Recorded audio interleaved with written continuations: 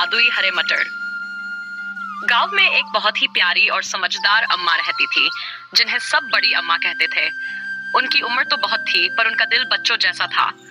उनके घर के पीछे एक छोटा सा बगीचा था, जिसमें वे तरह तरह की सब्जियां उगाती थी। लेकिन सबसे अनोखी चीज थी जादुई हरे मटर, जादुई बीजों की कहानी। बड़ी अम्मा को ये बीज उनके दादाजी से मिले थे। उन्होंने बताया था कि ये मटर साधारण नहीं बल्कि जादुई है।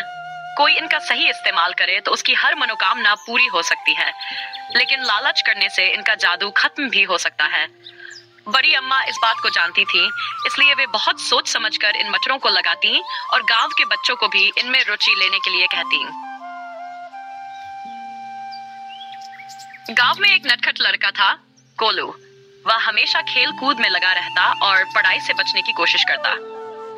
जब उसने बड़ी अम्मा के जादुई मटरों के बारे में सुना, तो उसे एक शरारती योजना सूझी। अगर मैं ये जादुई मटर चुरा लूं और इनसे कोई बड़ी चीज मांग लूं, तो मजा आ जाए, उसने सोचा।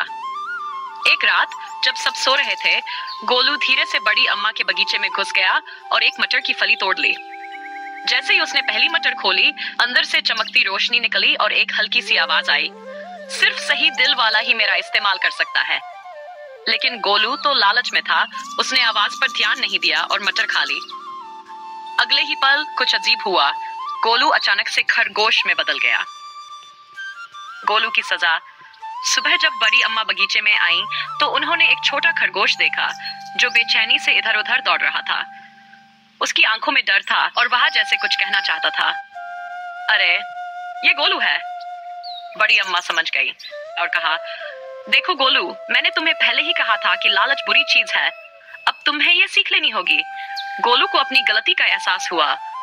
उसने माफी मांगी और बड़ी अम्मा ने उसे एक और जादुई मटर दी। जैसे ही गोलू ने उसे खाया, वह वापस लड़के में बदल गया। सीख और बदलाव। गोलू अब बदल चुका था।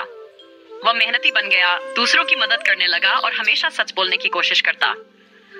बड़ी अम्मा ने उसे समझाया कि जादू से ज्यादा बड़ा जादू मेहनत और ईमानदारी में होता है। गांव के बाकी बच्चे भी इस घटना से सीख गए कि लालच से कुछ नहीं मिलता, बल्कि अच्छाई और मेहनत से ही असली जादू पैदा होता है। इस तरह बड़ी अम्मा के जादुई हरे मटर ने पूरे गांव को एक अनमोल सीख दी।